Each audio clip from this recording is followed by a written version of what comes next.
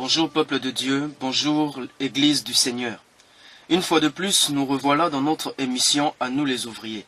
Une émission qui vise plus la vie d'un ouvrier. Jusque-là, dans cette émission, nous n'avons abordé que notre premier thème, qui est le don spirituel. Nous sommes aujourd'hui dans notre 4e chapitre. Pour ceux qui viennent de nous rejoindre, prière d'entrer dans notre chaîne YouTube, qui est Messianique Vidéo. Et là, vous y trouverez nos 3 premiers chapitres. Nous avions commencé par définir le don du Saint-Esprit. Et l'homme de Dieu, le berger Moïse, nous a dit que le don du Saint-Esprit est une faculté spirituelle donnée à l'homme pour que ce dernier serve Dieu dans une autre dimension, au-delà du naturel. Nous n'oublierons jamais cette phrase « Je crains Dieu et Dieu se sert de ma crainte ». Mais pour avoir un don venant de Dieu, il faut d'abord être saisi. Or, une personne saisie par le Saint-Esprit est une personne possédée par le Saint-Esprit.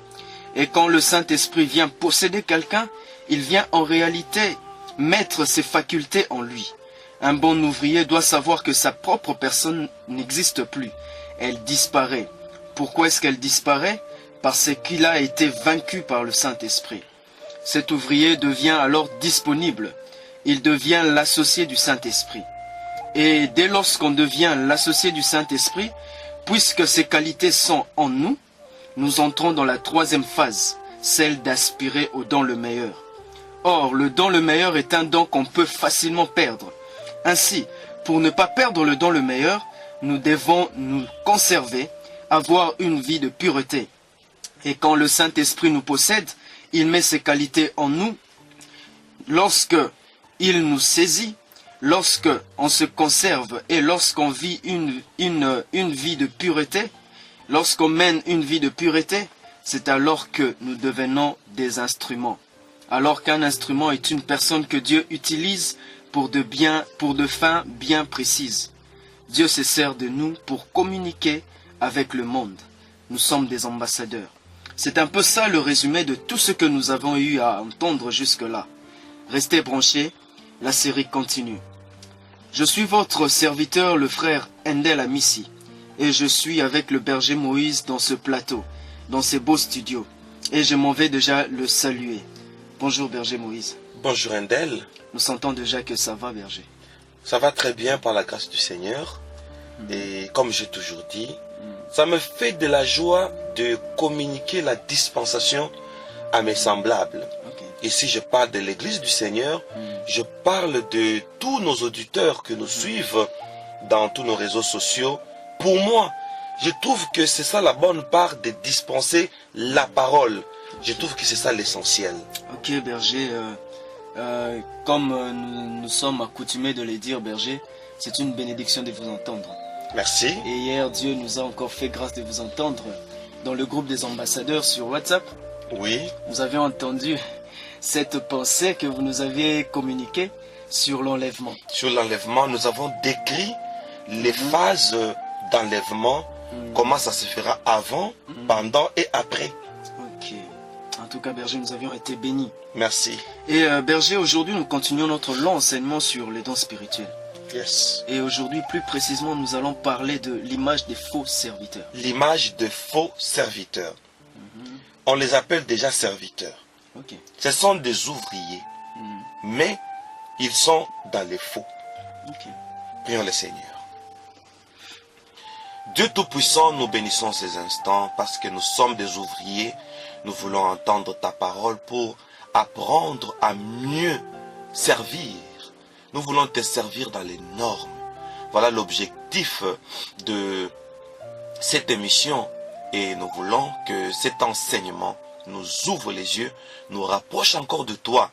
Nous proclamons une onction pour l'oration et l'audition dans le nom de Jésus-Christ. Amen. Amen. Berger, jusqu'ici, nous avions eu l'impression que vous nous donniez les clés, qui sont des principes à suivre pour être utilisés par Dieu. Oui. Mais aujourd'hui, berger, j'ai l'impression, moi et les auditeurs de MIC, nous avons l'impression qu'aujourd'hui, nous allons savoir comment décortiquer un mauvais serviteur. Facilement. Ok. Nous allons prendre d'abord sur le plan général et nous descendons sur le plan particulier. Ok. Nous sommes d'abord dans les générales. Un faux serviteur, c'est celui qui dira, n'avons-nous pas prophétisé en ton nom? Ok. N'avons-nous pas fait des miracles en ton nom? Et le Seigneur leur dira, retirez-vous de moi, vous qui commettiez l'iniquité. Un faux serviteur est caractérisé par une double vie. Ok. Il ne vit pas ce qu'il dit. Il ne vit pas ce qu'il fait. Et je vais ajouter, il n'est pas ce qu'il fait. Ok. Quand nous avons vu l'ange de l'église, il nous a dit, je suis ce que je fais. Fidèle. Fidèle. Ok. Merci Andel. Quand on est ce que l'on fait, Ok. cette symbiose-là, c'est-à-dire, on est ouvrier. Ok. Maintenant, ce que nous faisons, nous le sommes d'abord. Ok. Le premier avantage, on ne donne que ce qu'on a. Voyez-vous, cette vie-là, quand on sert Dieu et qu'on a une vie appropriée à un serviteur, plus on parle, dans ces paroles, on communique la grâce. Maintenant, quand on ne l'est pas, rappelez-vous de l'expérience que j'ai vécue sur les 3 anges Ok. qui ont dit, nous sommes les anges d'impact. Impact. Voilà. Quand, d'abord soi-même, dès le départ, on est en accord avec Dieu. Quand on prêche, les anges d'impact viennent entrer dans notre prédication. Ok. Comme on peut dire dans notre prêche. C'est nous qui prêchons. Mais les anges d'impact entrent dans notre prêche pour impacter nos auditeurs, pour impacter notre auditoire, pour impacter nos internautes et nos téléspectateurs. Ça commence d'abord par nous. Si nous ne sommes pas ce que nous faisons, il n'y aura pas d'impact. Voilà pourquoi vous pouvez voir des grands serviteurs, apparemment, de grandes églises, apparemment, mais en réalité, la vie consacrée, la vie de Christ, n'est pas dans l'église. Pourquoi? Parce que quand l'huile descend, Ok. elle commence par la tête d'Aaron et ça va vers sa barbe. Et qui est Aaron? Aaron, c'est celui qui a été établi. Établi. On dit il est doux et agréable pour les frères de demeurer ensemble. C'est comme l'huile qui descend sur la tête d'Aaron. Ça commence par la tête du leader. Ok. C'est ça la présence d'Aaron dans nos rassemblements. Et là nous sommes dans Psaume 133. Endel, l'huile symbolise l'esprit. L'esprit de Dieu. La consécration. L'onction. Ok. Dans notre rassemblement, ça va vous étonner, l'onction n'a qu'une seule cible. Ok. C'est Aaron. La cible, c'est celui qui est établi. C'est pourquoi, dans notre culte de Messianic International Church, MIC, d'hier, l'apôtre Paul nous a posé la question. Que pouvons-nous faire pour tout celui qui se retrouve dans une église où le leader n'a pas l'expérience avec la parole de Dieu? Il faut quitter. Et ici, nous allons entrer en profondeur. Amen. Il faut quitter pourquoi? Dans l'église, dans notre rassemblement, la cible, c'est celui qui est établi. Ok. Quand l'huile descend sur Aaron, c'est-à-dire le leader numéro 1, l'huile descend sur lui et ça se dirige vers un pont qui relie la tête et le reste des membres. C'est la barbe. L'huile va vers la barbe. Ok. Or, dans l'ancien temps, la barbe était le témoignage d'un naziréen. Tout naziréen devait laisser pousser sa barbe. Donc l'huile symbolise le ministère. Ok. Donc l'homme établi est à part, son ministère est à part. C'est le ministère qui sert de pont maintenant entre l'onction du leader et le corps qui est l'église. Amen. Maintenant, supposons que il y a un serviteur de Dieu, un leader, mais qui n'est pas lui-même consacré, qui n'est pas lui-même totalement converti et qui ne craint pas le Seigneur. Dès que l'huile descend sur sa tête, la crainte de Dieu, la consécration La mise à part, c'est la barbe. Ok. C'est ça les naziréas. Donc cette huile va vers sa barbe et ça descend vers le corps. Maintenant, imaginons-nous, les leaders établis, lui-même n'est pas consacré. Ça veut dire qu'il n'a pas de barbe. C'est qu'il n'y a pas de pont pour que l'onction qui vient de Dieu, qui passe par sa tête et descend dans l'église. Donc il ne communique pas l'onction et il devient un obstacle pour sa propre église. Wow, un obstacle Pour sa pour propre sa église. propre église.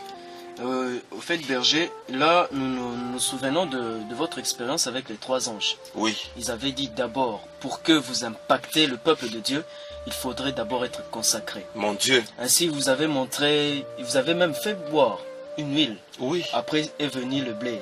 mon Dieu. Après le blé est venu de l'eau. De l'eau. Je me souviens très bien de ça. Dieu est bon. Amen, berger. Oh mon Dieu. Donc ça commence d'abord par moi. Mhm, On me fait boire l'huile, mhm, le blé mhm. et l'eau. Ok. Les bien me peuvent suivre ça. Ouais. Dans Messianique vidéo, Mhm. on peut chercher les 3 anges. La visite de 3 anges. Oui, les anges d'impact. Mhm. Oui, Endel. Ok. Berger, là nous étions dans un aspect un peu général. Dans un aspect un peu général. Ok. Maintenant, nous entrons dans des cas particuliers. Ok. Sur le leadership, toujours. Ok. Nous sommes dans Juge chapitre 13, verset 1er Ok. jusqu'au 5e. Ok. Juge chapitre 13, verset 1er jusqu'au 5e. Ok. Je lis au nom de Jésus. Amen. Les enfants d'Israël firent encore ce qui déplaît à l'Éternel. Et l'Éternel les livra entre les mains des Philistins pendant 40 ans. Il y avait un homme de Toréa, de la famille de Danite, et qui s'appelait Noach. Sa femme était stérile et n'enfantait pas.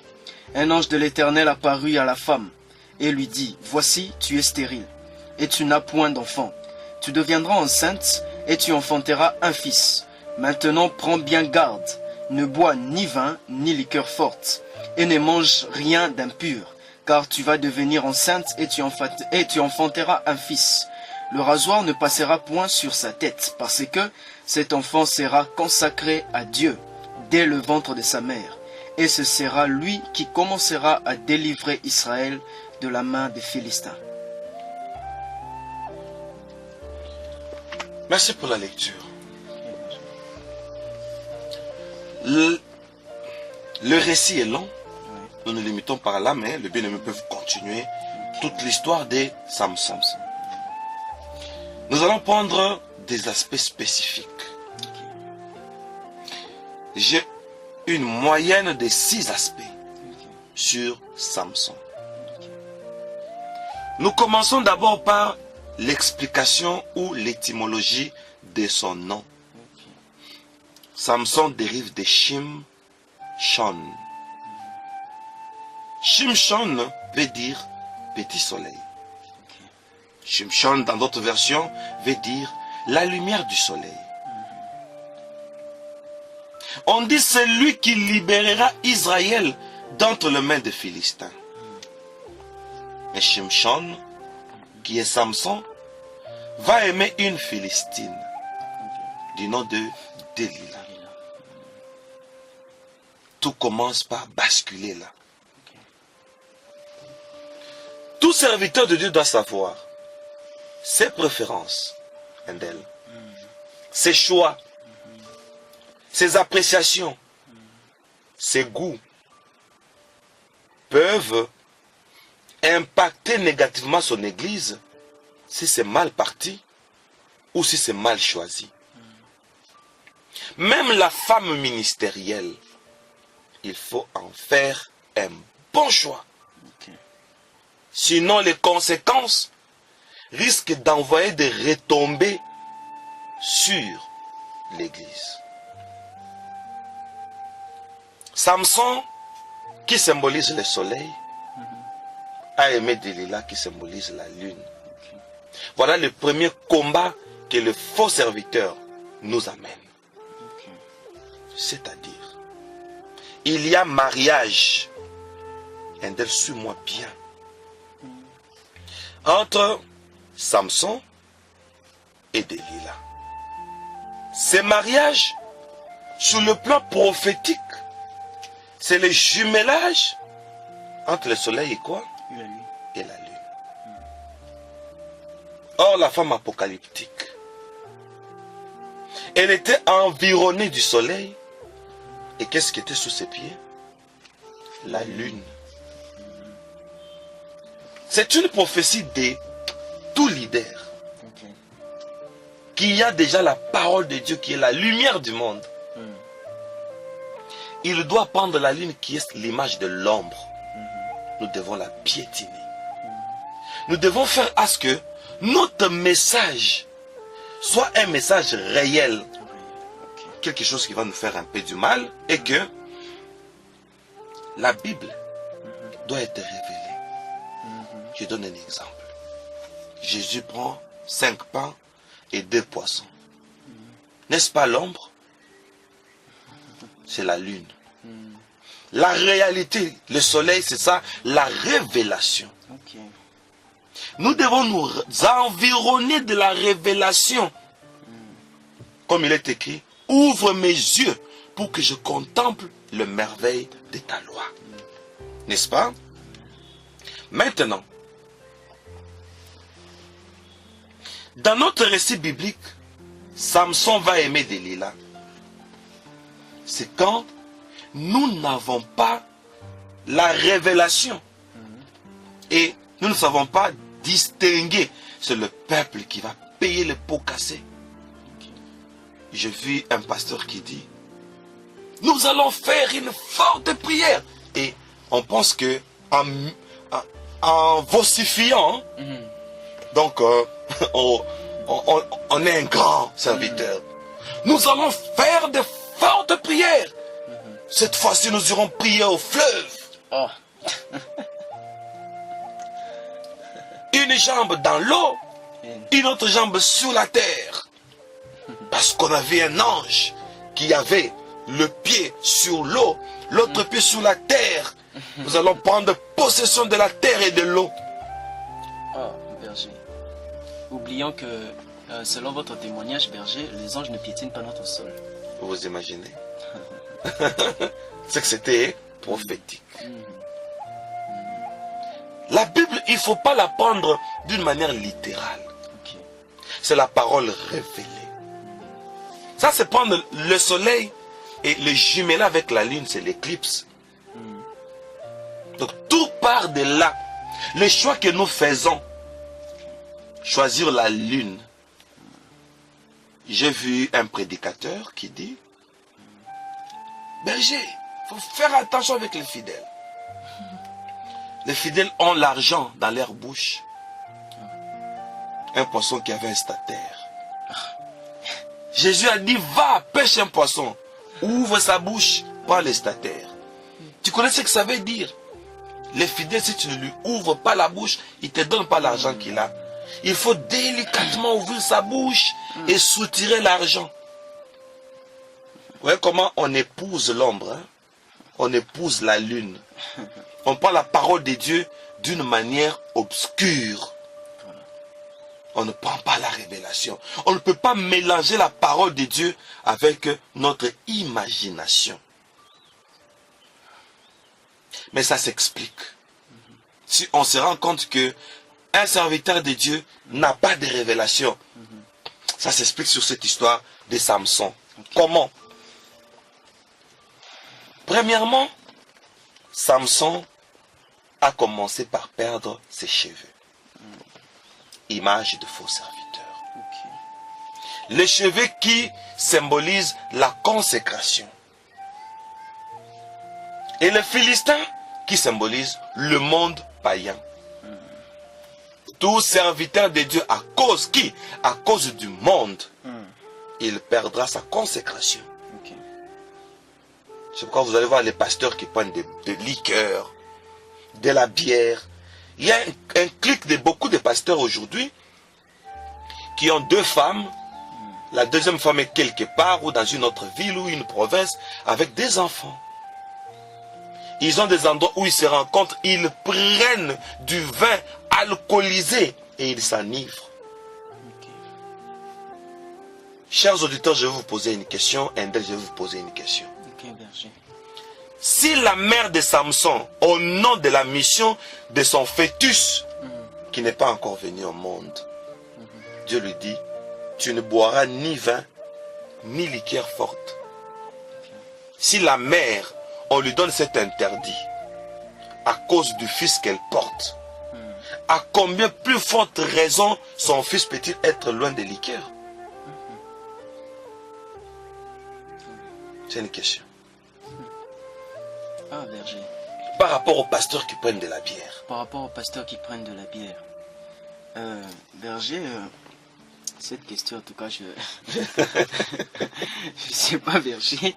Mais, en voyant un peu la femme, on l'interdit de ne pas prendre des liqueurs fortes. Au nom de son fils. Au nom de son fils. Qu'elle porte. Berger. Seigneur. Berger, si nous prenons la femme sous un aspect spirituel. Ici, nous sommes sous un aspect physique. Physique. Une femme qui conçoit. On parle de la mère de Samson. La mère de Samson. On n'est pas encore dans le spirituel. Quand elle ne prend pas de liqueur forte, l'enfant n'a aucune raison de prendre des liqueurs fortes, lui aussi. Oui. Parce que si l'enfant qui est visé, on lui interdit... Non, on interdit des liqueurs à sa mère. À sa mère. Donc l'enfant n'a pas les droits. Non, ça ne viendra même pas à l'idée. Oui. Il n'aura même pas cette idée-là. Vraiment. Donc, le premier problème, Endel, le faux serviteur que nous avons, ce sont des serviteurs non consacrés. Ok. Ok. Parce que l'ange a dit à la mère, il sera consacré dès ton ventre. Oui. Dès ton ventre. Vous imaginez? Okay. Maintenant, nous avons des serviteurs non consacrés. Okay. Là, on entrera en profondeur. Endel, je demande à tous les auditeurs de nous suivre dans notre culte mic, où nous parlerons de Moïse. Endel, on dit Moïse faisait paître les troupeaux de son beau-père Jéthro, et il alla de l'autre côté de la montagne, vers le désert. L'autre côté du désert, vers la montagne. Il se retrouve au mont Horeb, Endel. Je ne vais pas trop ouvrir ça. Il se retrouve au mont Horeb. Au nom de quoi? D'après le passage. Au nom des troupeaux. Oui. Il conduisait les troupeaux de son beau-père. Si Moïse est monté vers la montagne, vous savez pourquoi? Parce que plus la montagne est élevée, plus on monte en altitude, plus l'atmosphère est diminuée. C'est bas. Non, c'est froid.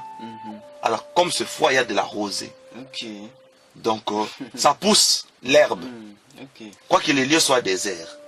Alors, Moïse suivait l'herbe là. Il se retrouve à la montagne de l'Éternel. Pas pour chercher l'Éternel. Il suivait l'herbe pour ses troupeaux. Pour ses troupeaux et non pour l'Éternel. Et non pour l'Éternel. Mais il rencontre quand même l'Éternel. Il rencontre quand même l'Éternel. L'Éternel qui n'approche pas. Ok, je ne suis pas ton Dieu. Je ne suis pas encore ton Dieu. Okay. Tu es venu ici. Hein? Ta première intention n'était pas moi. C'était pas... Oh mon Dieu. C'était pas moi. Il y a les gens qui se sont retrouvés sur la montagne de l'Éternel pour d'autres objectifs. Pour des problèmes ou des besoins qui sont purement physiques. Oui. Purement physiques, comme aujourd'hui dans nos montagnes. Vous allez plus trouver des jeunes femmes, de jeunes filles en train de demander le mariage. Mon Dieu. Ne sachant pas que, berger, en tout cas moi je me dis, avec nos bien-aimés de Mick, nous sommes bénis. Puisque nous avions connu le 3 dimensions pour posséder. Nous sommes c'est bénis. Intéressant. Berger, nous sommes bénis. Donc, pour nous, monter à la montagne, c'est chercher au fait la présence de Dieu. Ce n'est pas chercher ceux qui sont physiques. Alors qu'il y a des gens qui partent chercher ceux qui sont physiques. Pourquoi? Parce qu'ils n'ont pas la révélation de comment posséder une chose. Seigneur. Ils vont chercher la nourriture. La Bible. Alors, nous étions en train de dire consécration de le ventre de sa mère. C'est-à-dire quand il est dans le ministère, parce qu'il a été appelé à ça. Voyez-vous, il est né d'abord pour ça. Maintenant, un faux serviteur a un problème. Ok. Il n'est pas appelé à ça. Mon adjoint qui était sorcier, vous avez suivi ça? Je me souviens. Quand il a fui, directement il est allé dans une grande église de la place qui avait des formations théologiques. Il a suivi directement la théologie. Et il a distingué. On lui a donné un cadeau de 100 chaises. On lui a dit, commence une église. Tu as quel projet? Non, je dois commencer une église. Berger, excusez Berger. Présentement, il est en Angola. Wow. Oui, il a une grande église. Je vais vous le montrer sur Facebook. Même son aspect. Hein? Donc, comme un kamikaze. Je vous assure, comme un terroriste. Même l'aspect. Ok. Tu ne sens rien des serviteurs. Mais c'est un prophète. Entre guillemets. Berger, Endel. n'est-ce pas là le piège que voulait Satan? Bien sûr. Faisons entrer nos agents dans leurs institutions, dans la théologie, afin qu'ils connaissent leurs paroles. Bien sûr. C'est la maladie que nous avons aujourd'hui. L'Église est en danger en tout cas. En danger. Permanent. Et c'est ça notre rôle. Mais vous savez quoi? Les faux serviteurs peuvent étudier notre parole. Ils auront une formation théologique. N'est-ce pas? Mais les rémas, ils ne peuvent pas l'avoir. Non, ils peuvent pas. Ils ne peuvent pas être la bouche autorisée de Dieu. C'est pourquoi j'ai dit au monde entier, pour peser tout serviteur de Dieu, c'est à partir des rémas. Berger, Endel. ici à Kinshasa, je me souviens d'un pasteur qui a un jour dit à un frère, toi quand tu prêches, il y a trop de révélations. Trop de révélations cassent le message. Mon Dieu. Ça casse l'enseignement. En fait, on ne sait pas se situer, tu as trop de révélations et on sent que tu n'arrives pas à maîtriser ce que tu reçois. Reprenez ça s'il vous plaît. Chers auditeurs, est-ce que vous entendez ce que j'entends? Reprenez Endel. Ici à Kinshasa, il y a un pasteur que je connais. Oui. Un jour, il a eu à dire à un frère de son église Qui prêchait. qui prêchait Oui. devant toute l'assemblée et lui Oui. était là. Oui. À la fin, il dit, tu donnes trop de révélations.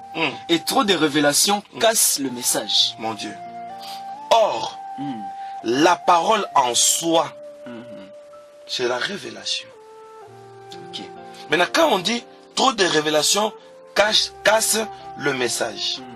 Alors, un message sans révélation. Ce n'est plus un message, ça devient des discours vains. Moi, je vais dire ceci à tous les prédicateurs. Ok. À nous tous, à chaque instant que nous avons l'occasion de prêcher, si notre message n'a pas une nuance de révélation, nous n'avons pas prêché. Ok. De deux, à chaque occasion de prédication, si dans notre message, nous n'avons pas brisé le sceau, nous n'avons pas prêché. Amen. À chaque message, il faut qu'il y ait du nouveau. Ok. Et il faut que le monde écoute ceux qui n'ont jamais écouté. Amen. Et c'est ça la prédication. Et quand on dit trop de révélations casse la parole, là c'est trop dangereux. Franchement. Il faut dire à ces frères-là de quitter dans cette église. Amen. Parce qu'on ne valorise pas la prédication. On aime parler plus du matériel. C'est ça. Moi je peux faire une preuve. Démontrer une preuve. Devant nous, il y a l'éternité. N'est-ce pas? Oui. Nous plaçons la ligne du temps. Et après, il y a la création. N'est-ce pas? Nous faisons l'étude du temps. Depuis la création et depuis l'éternité. C'est-à-dire avant la création et après la création. Dieu était déjà là. Il a existé depuis l'éternité. Et il existe après la création. Maintenant, faisons l'étude entre ces temps. Avant la création et après la création. Où est-ce que Dieu a pris beaucoup de temps?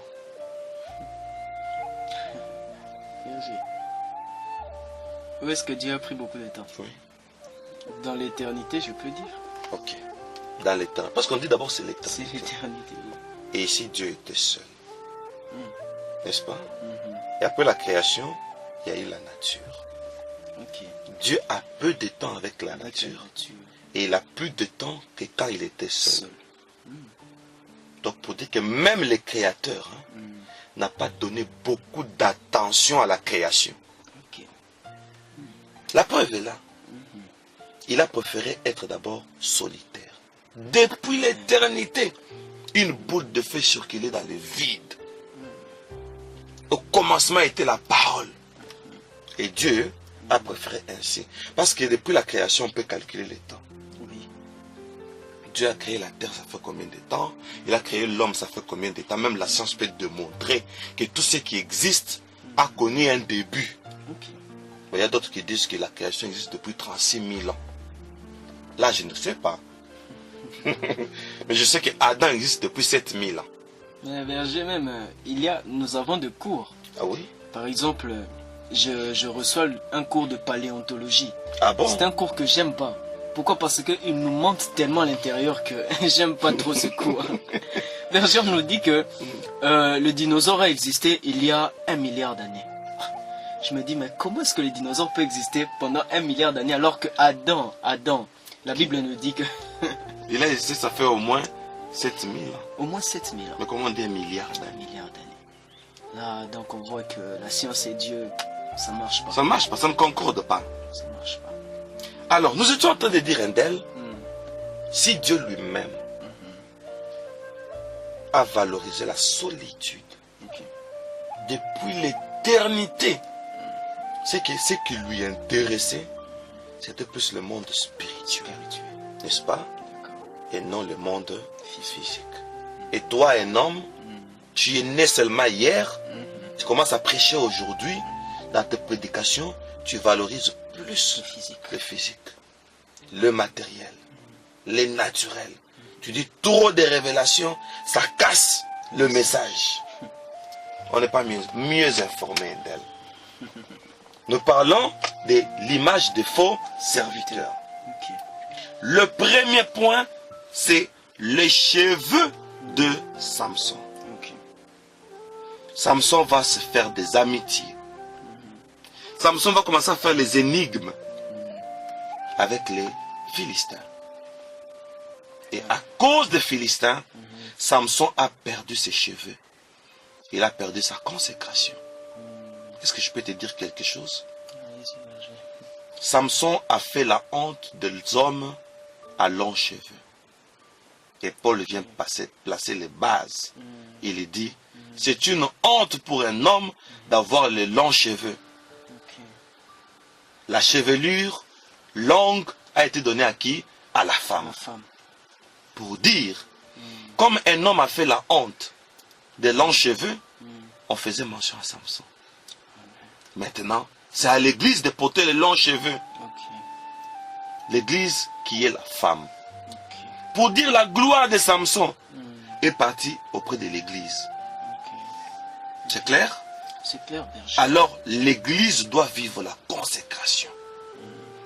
L'église doit nous donner des serviteurs consacrés qui peuvent remplacer Samson. Parce que cette gloire est allée à elle. Oui, Endel. Excusez-moi, berger. Endel.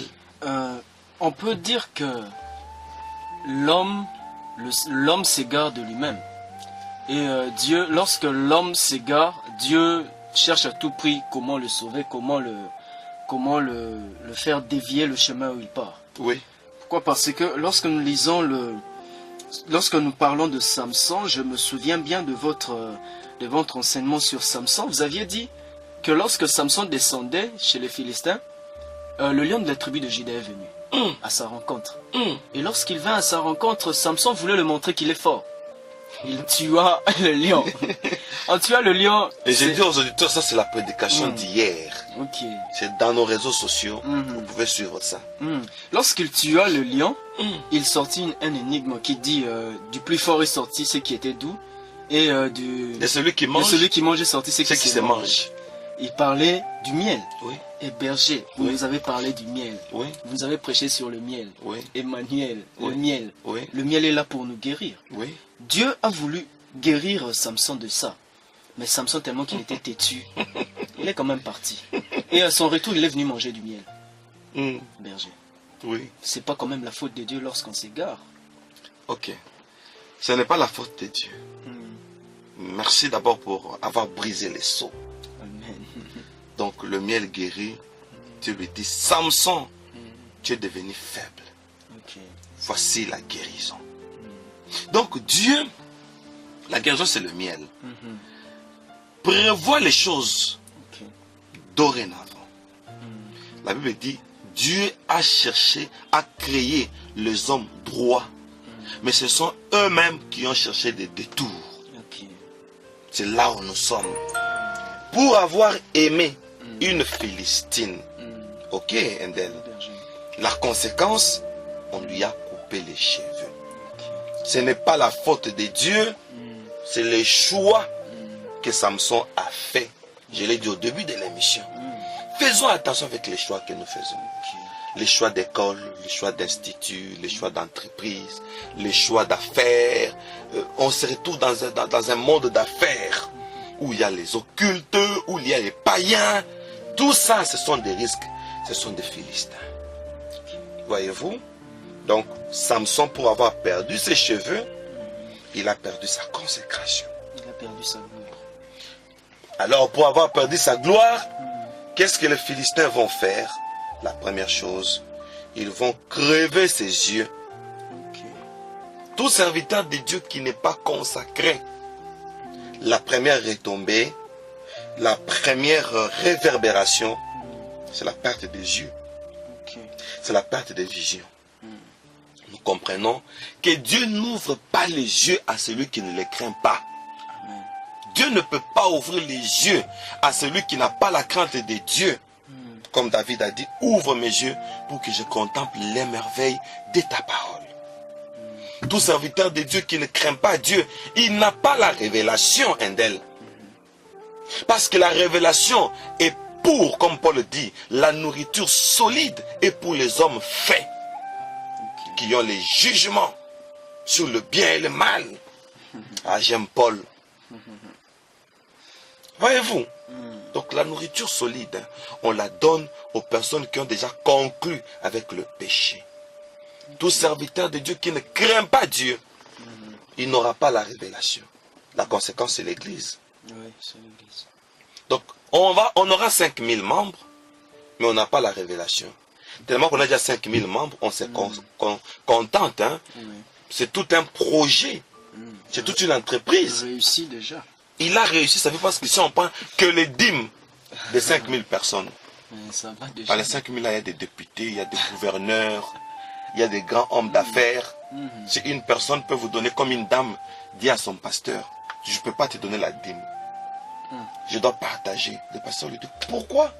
La dame lui dit, si je te donne seulement la dîme d'un mois, tu peux acheter même 10 jeeps. Waouh. Mais la dame avait mal fait. La dîme, beaucoup de gens ne la donnent pas. Quand c'est beaucoup et quand c'est peu. Ok. Quand c'est beaucoup, on dit, ah, on ne peut pas acheter 10 jeeps par mois. Quand c'est peu, on dit, est-ce que je peux donner 1 euro à quelqu'un comme le berger Moïse? Ce qui fait que celui qui en a peu ne donne pas. Celui qui en a beaucoup aussi ne donne pas. Mais finalement, qui donne? Ce que personne ne donne. Or, Berger, dans votre enseignement sur doit-on payer la dîme ou pas? Oui, Il y a une chose que vous aviez dit là-bas, Berger. Endel. Abraham venait donner la dîme. Pendant qu'il donnait la dîme, Dieu voyait dans ses reins Dans ses reins. Lévi. Lévi. Or, Lévi est venu très tard. Seigneur. Très loin, Lévi est venu. Seigneur. Il est venu très loin. Pour dire que peu importe ce qu'on a comme dîme, faut quand même donner. Il faut quand même donner. Mais ça fait du bien quand on enrichit le berger, non? Oui, ça fait du bien, Berger. Et on s'est dit que voilà, le jet qu'il a là, c'est moi. Ce n'est pas une fierté? Si, c'est une fierté. Et Berger, on essaye d'oublier une chose, c'est que la position qu'a le pasteur, c'est la position que doit avoir le peuple. C'est-à-dire aujourd'hui, si on peut bénir très facilement le berger Moïse, c'est que nous, le peuple, nous sommes déjà bénis. Oui, Parce que nous ne donnons que le 1/10.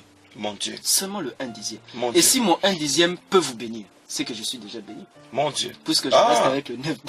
Ah, mais ça c'est bien dit. C'est que je suis déjà béni. Alors, Endel, pour revenir, imaginez-vous, Le pasteur ou l'encadreur ecclésiastique se contente du nombre. Oui.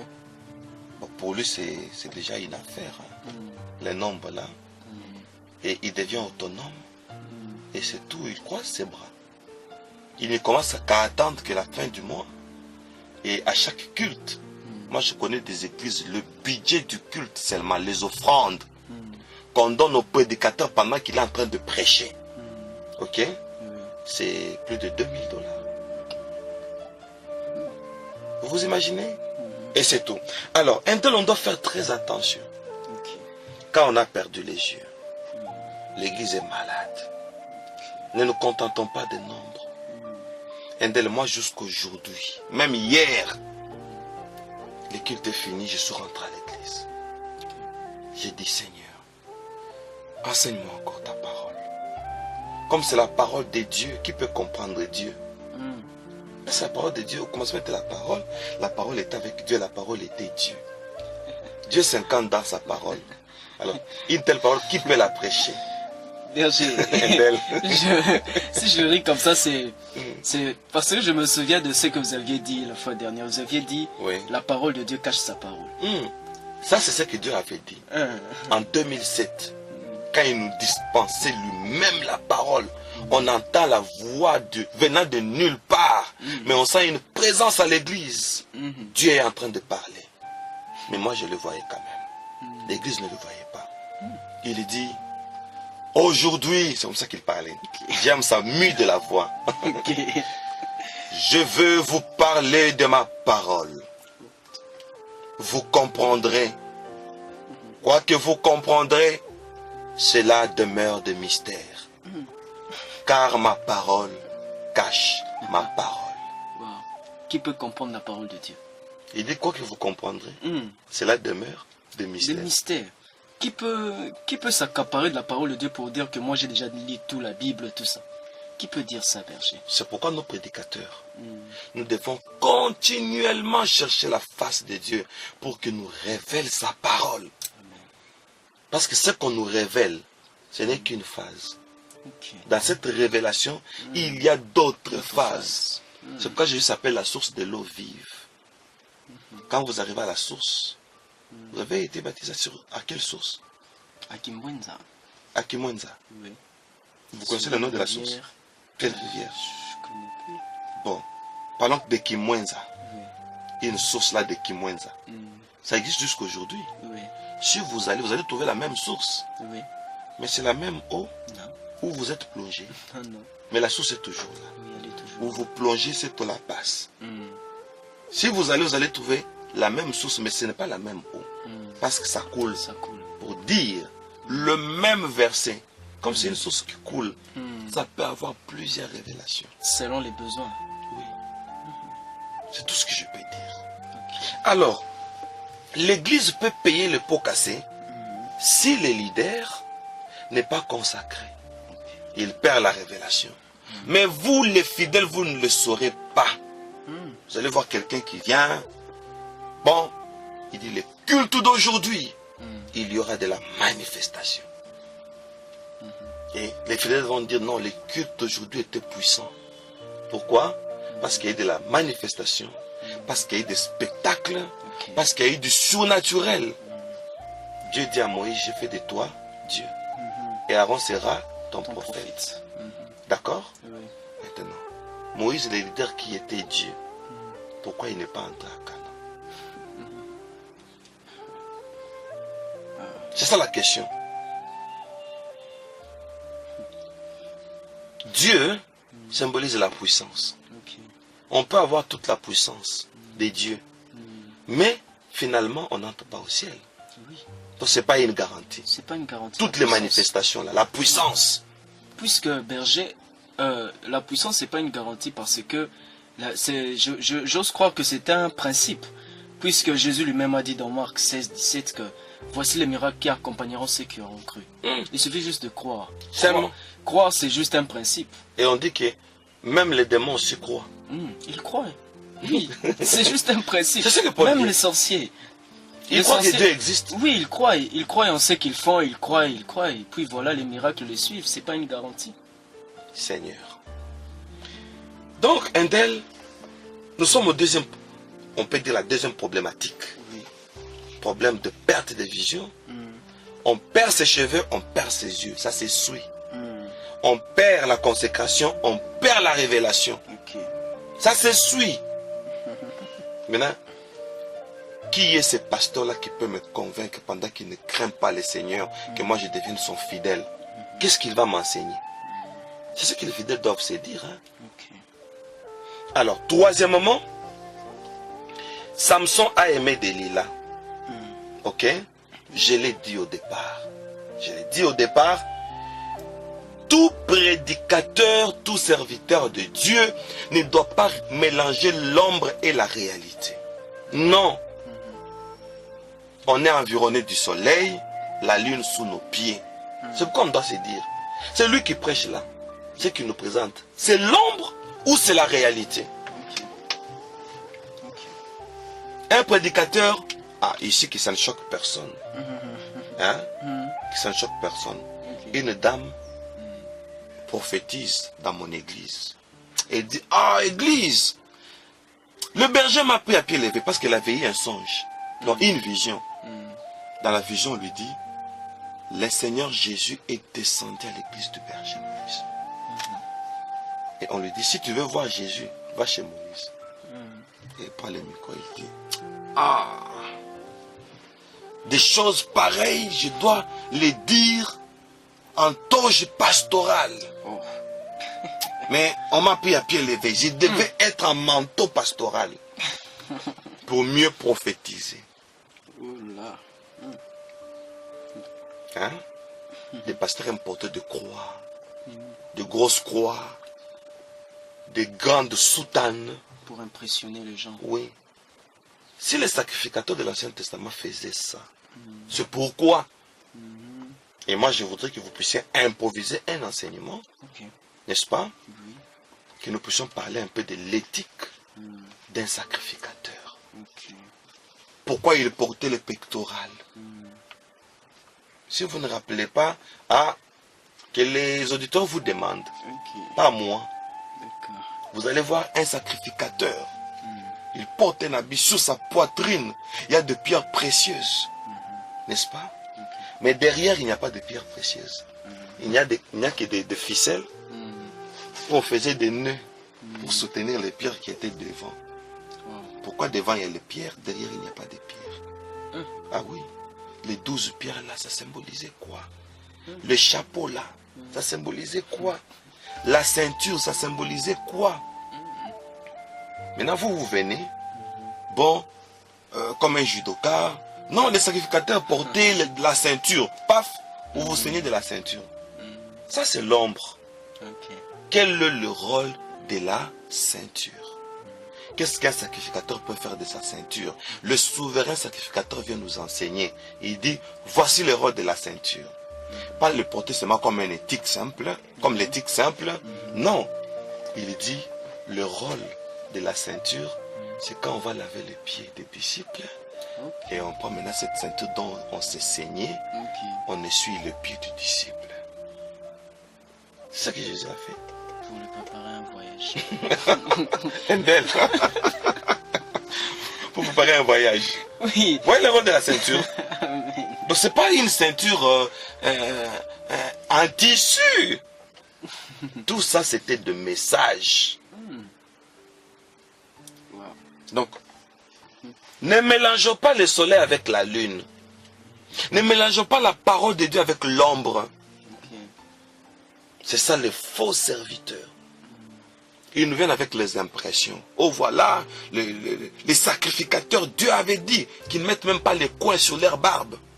Alors ils se coiffent. Bon, nous appelons ça les rats. Il est en rat, c'est-à-dire, d'autres appellent ça la pelouse. Voilà. Donc la tête est presque vide. Hein? Et il met les coins aux cheveux. Maintenant, il laisse la barbe. Est-ce qu'on connaît l'interprétation de la barbe là? Est-ce qu'il faut laisser la barbe physique comme ça? Donc c'est ça le problème de l'église. Samson qui est le soleil, il va épouser la lune. Ça nous donne l'éclipse. Et quatrième maladie, Toujours sur Samson. On a pris maintenant Samson. Samson est en prison. Il est tourné à la mêle. La mêle en prison. Vous savez pourquoi on tournait la mêle? C'était une grosse pierre superposée. Et la pierre de dessus, on l'a roulée avec des manches. Et quand on roule, tellement que ça pèse, ça a écrasé le blé.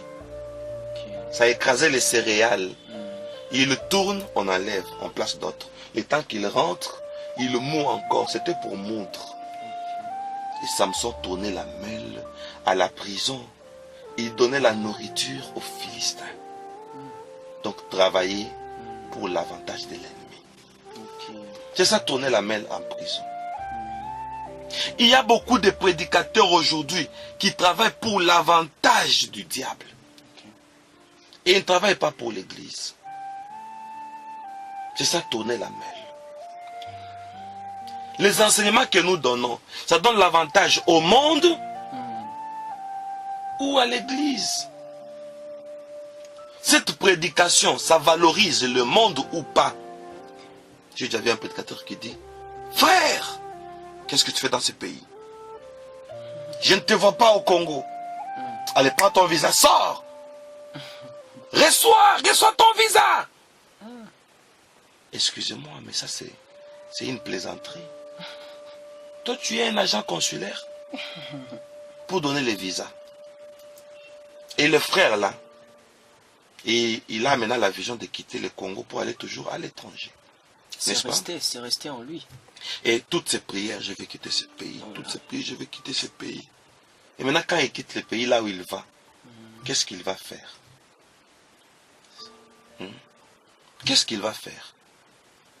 Et maintenant, vous allez voir, il devient un agent, excusez-moi, il devient un agent de blanc. Excusez-moi. Et le blanc est au volant, et lui est derrière dans la carrosserie. N'est-ce pas? Il est derrière, pourquoi? Quand le blanc va parquer, lui va faire quoi? Il va décharger la marchandise. L'homme blanc dort, l'homme noir le protège. Et toi qui te protèges alors? Excusez-moi. Donc c'est juste une façon d'expliquer. Il y a certaines prédications où on nous envoie au monde et non au ciel. Cette nourriture, c'est pour l'avantage de l'ennemi. Et d'elle, il n'y a pas que ça. Les cheveux de Samson ont poussé. Cinquième point. Les cheveux de Samson ont poussé. Et non ses yeux. La force est restaurée. Et non la vision. Et on doit se poser la question. Mon pasteur est un homme fort ou c'est un visionnaire? Je réponds pour qu'on comprenne quoi la force et la vision. Mon pasteur, n'est-ce pas? Il a du potentiel ou il a la révélation? On ne sait pas faire la part de ces choses, des choses. Il faut faire la part de deux. Celui qui est devant moi, il a la puissance ou il a la parole de Dieu? Samson est puissant, il est fort, mais sans vision. Et enfin pour terminer, Samson dit que je meurs aujourd'hui avec les Philistins. Vous avez lu. On dit c'est lui qui sauvera Israël d'entre les mains des Philistins. Les sauveurs meurent avec les ennemis. C'est l'échec. Au lieu qu'il tue les Philistins, il est tué avec les Philistins.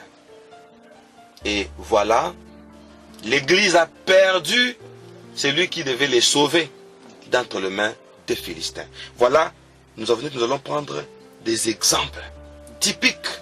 Nous avons pris le premier exemple typique, celui de Samson. Berger, nous tendons déjà à notre fin. Très chers auditeurs, nous avons été bénis aujourd'hui de savoir surtout qu'il ne faut jamais mélanger le soleil avec la lune. Oh mon Dieu. Pourquoi? Parce que ça donne l'éclipse. Mon Dieu. Et lorsqu'il y a l'éclipse, il est déconseillé de regarder le ciel les yeux sans lunettes Oui. pour l'éclipse. Et c'est aussi l'éclipse. Oui, C'est le noir. c'est le noir. Ça veut dire que là où tu es, c'est le trône de Satan. Et Satan, Mais oui. dans une église, Dans une église. écrit à l'église 2. Mm, Je connais ta persévérance, je connais ceci, mais mm. patati patata, et on dit là où Là où tu tu es, es. c'est là où il y a le trône de Satan. Pour dire, une église où il y a l'éclicse, c'est là où il y a le trône de Satan. De Satan. Parce que c'est le noir qui règne. C'est le noir. Ok. Alors, le berger, vous nous aviez donné six éléments pour reconnaître un faux prophète ou un faux serviteur de Dieu. Oui. Vous aviez dit que, premièrement, il perd ses cheveux, il perd sa gloire, il perd sa consécration. Deuxièmement, il perd sa vision. Il perd sa vision. Il ne sait plus... Or, la vision, vous aviez dit, la vision, c'est une mission. Je me souviens de votre enseignement sur la vision et le don. Vous aviez dit que la vision est une mission. Et le don accompagne la mission. Seigneur. Et lorsqu'on perd la vision, on perd la mission, on se retrouve nulle part. On se retrouve sur une terre où on ne sait pas que faire là où on est. Si tous mes auditeurs pouvaient me suivre comme un d'elles, ne perds pas ton idée. Amen, berger. Je vais faire une remarque pour la première fois au monde. Ok. Beaucoup de gens n'ont pas encore compris mon ministère. Ok. Il y a une sœur qui a monté une ONG dans mon pays.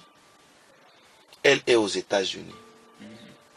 Elle me dit, berger, est-ce que tu peux aller faire une prière pour mon ONG? Je ne pars pas. Elle est à choper. Elle a quitté l'église MIC.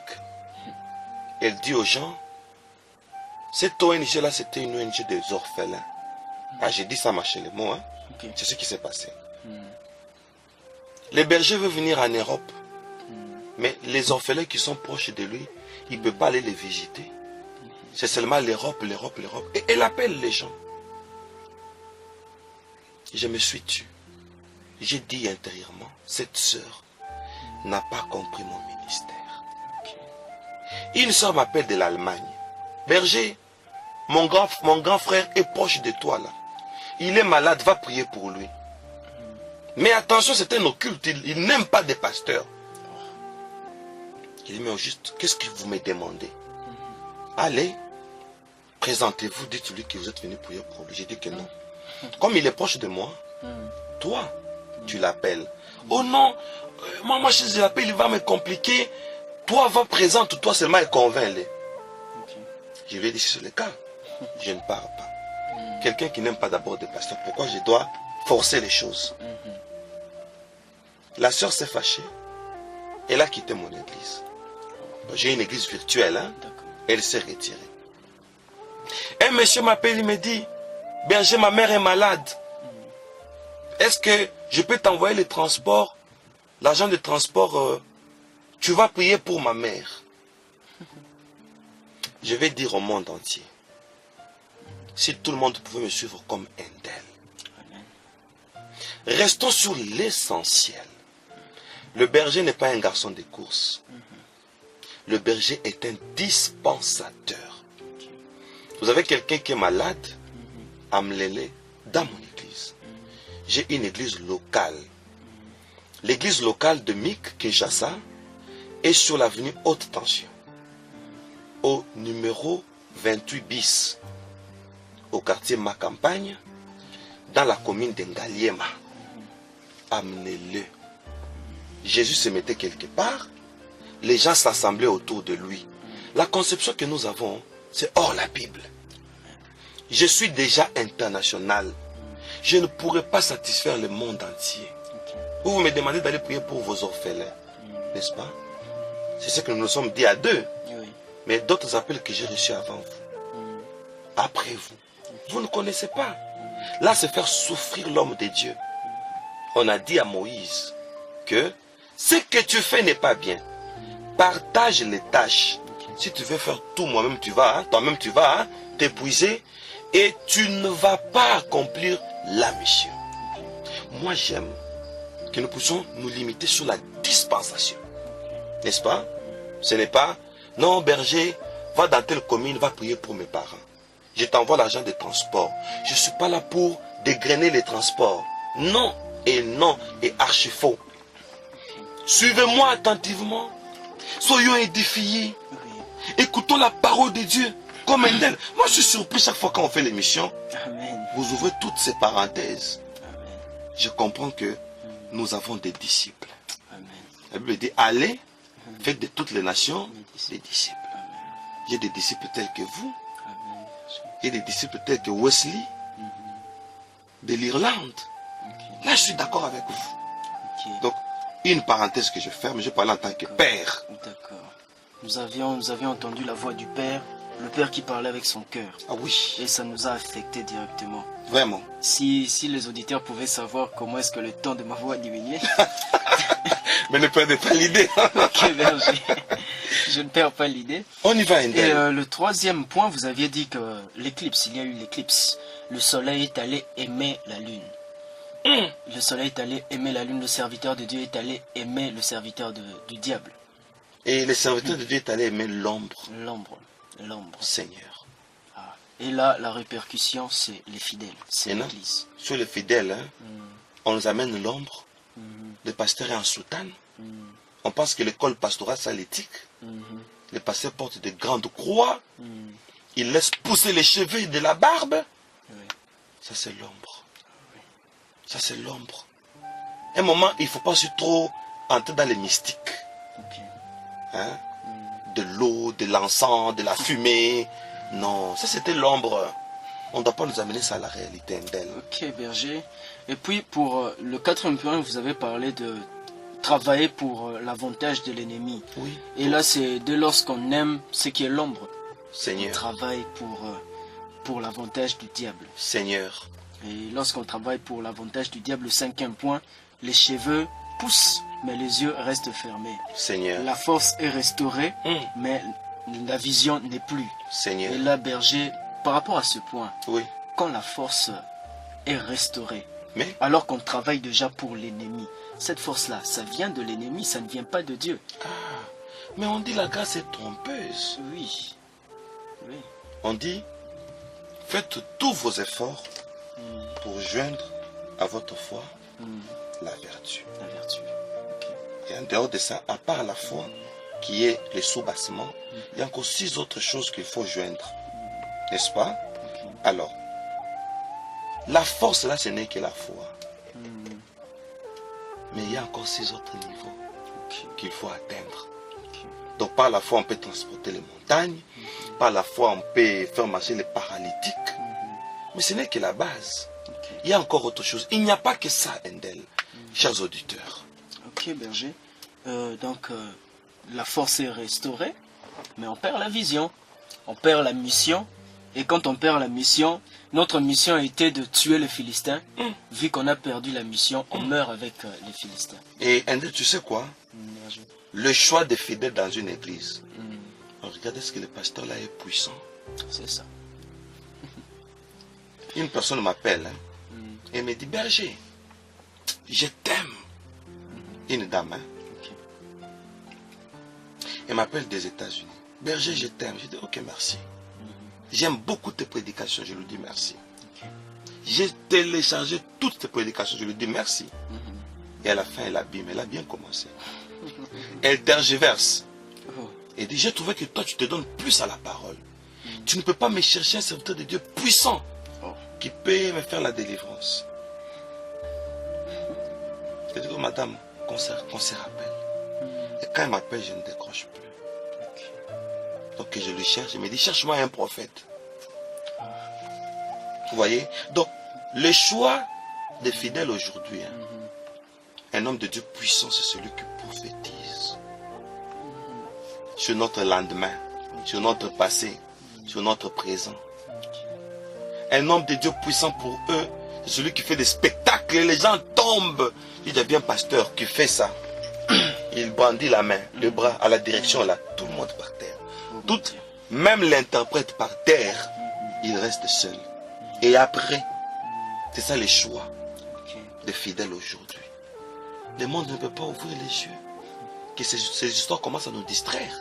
Oh berger, ça fait vraiment mal sur le choix de peuple de Dieu ou de l'église d'aujourd'hui. Berger, comme vous aviez dit, le peuple aujourd'hui cherche ceux qui sont un peu, je peux dire, mystérieux, ceux qui Ils aiment les mystiques. les mystiques, ceux qui sont des prophètes, tout ça. Alors que berger, vous nous avez enseigné sur l'homme portant une cruche. Vous aviez dit que un serviteur de Dieu, un bon serviteur de Dieu, est celui qui emmène le peuple à une alliance. Seigneur, Il nous amène dans une maison on va nous laver les pieds. et dans cette maison-là, là il y a la pratique du pain qui est la parole de Dieu, le vin qui est l'alliance L'alliance. avec Dieu. Berger, en partant encore en arrière, sur votre enseignement sur le parcours de Jésus, vous aviez précisément parlé sur le mendiant qui mendiait le pain. Quand Jésus passait, Bartimée, quand Jésus passait, il cria « Fils de David ». Vous aviez dit que lorsqu'il cria « Fils de David », il faisait allusion à Jésus étant fils de David. Or, David symbolisait la puissance. Jésus est venu juste ouvrir les yeux. Mais quand il s'agissait de Zachée, Jésus a dit celui-ci, il est fils d'Abraham. Et quand il s'agit du fils d'Abraham, comme vous aviez dit, Jésus entre dans sa maison. Il entre dans sa maison, il le bénit dans sa maison. Mais quand il s'agit du fils de David, il fait juste un miracle et puis il part. Il part. Il part. Il n'entre pas dans sa Il maison. n'entre pas. Il dit à Zachée aujourd'hui, j'entrerai dans ta J'entrerai maison. dans ta maison. Et quand il entre dans la maison de Zachée, il dit, le salut est entré dans cette maison. Et berger, And le then- salut est entré dans cette maison. Cela nous rappelle un peu ce que Jésus-Christ a dit. Je frappe à votre porte. Si vous ouvrez, j'entrerai. Moi avec mon Père, nous souperons ensemble. Berger, vous nous aviez, berger, vous nous avez parlé, Vas-y. vous nous aviez parlé sur pourquoi prier Abba Père. Et dans Abba Père, berger, vous aviez dit, lorsque on a l'Esprit de Dieu dans notre cœur, il suffit juste de penser. Ça vient. Ça vient. Jésus devant la tombe de Lazare, Jésus commençait à adorer au lieu de prier. C'est ce que vous aviez dit. And then, Et là maintenant je me pose la question. Si ces bien-aimés ici cherchent toujours un prophète, alors que nous avons un prophète du temps de la fin que vous êtes, Seigneur, vous nous donnez le principe pour avoir. Seigneur, Et nous comprenons que pour avoir, il faut avoir d'abord Christ, avoir le Saint-Esprit dans son cœur. Et il suffit juste de désirer. La chose vient. Alors pourquoi irons-nous chercher le faiseur de miracles? Seigneur, Pourquoi alors que cette parole que vous nous dispensez ici, ce sont des clés, ce sont des principes. bon, moi, quand vous êtes en train de parler, hein, moi j'ai très mal. Pourquoi? C'est comme si certaines personnes ne nous suivent pas bien. Ok. Ils prennent seulement un aspect. Ah, le berger, moi, c'est un prophète. Il y a les gens qui quittent différents pays, ils vont chercher la délivrance à Kinshasa. Oui, c'est notre devoir. Mais on ne doit pas nous voir que dans cet angle. N'est-ce pas? Endel, moi j'exhorte au monde entier de commencer à me suivre. Comme toi. C'est comme si, hein. J'ai dit c'est comme si. Tu me suis beaucoup. Différemment des autres. Amen. Tout le monde peut l'approuver, hein. Ceux qui nous suivent depuis ces studios. Le monde entier peut approuver que vraiment que ces messieurs, ils suivent fidèlement le berger Moïse. Je suis vraiment flatté. Gloire à Dieu. Que Dieu vous bénisse Amen. et que ça serve de leçon au monde entier. Ok. Bien aimés, nous sommes à la fin de notre émission, à nous les ouvriers. Aujourd'hui, nous avions plus précisément parlé de l'image des faux prophètes et Les faux serviteurs. des faux serviteurs. Et le berger Moïse nous a donné les clés pour savoir distinguer les faux serviteurs des vrais serviteurs de Dieu. Et nous annonçons déjà le message prochain. Ça sera l'ânesse de Balaam. L'ânesse de Balaam. Nous parlerons sur l'ânesse de Balaam. L'ânesse qui a parlé à Balaam. Oui. Ok. Là, c'est grand, c'est beaucoup, berger. Il ne faudrait pas qu'on entre là-dessus. Nous avons déjà largement dépassé l'heure. Ainsi, nous demandons à nos auditeurs de nous suivre prochainement. Merci bien-aimés, merci de votre fidélité. Merci apôtre Paul pour la technique. Merci au monde entier pour votre attention que vous nous avez accordée. Nous serons toujours à votre service. Cette émission à nous les ouvriers va nous faire voir comment mieux servir le Seigneur. Merci de votre attention, merci de votre fidélité, merci de vos appels, merci de vos soutiens, merci pour tous ceux qui nous appellent pour nous soutenir. Que Dieu vous bénisse et nous nous retrouvons prochainement avec le bien-aimé Endel qui a avalé le ministère du berger Moïse. Amen. Nous quittons ces studios avec beaucoup de fierté. Amen. Pour vous, Endel. Amen. En tout cas, Mick, Messianic International Church. Et merci pour tous les auditeurs de la radio Mick. Soyez bénis et à très bientôt. Bye bye. Bye.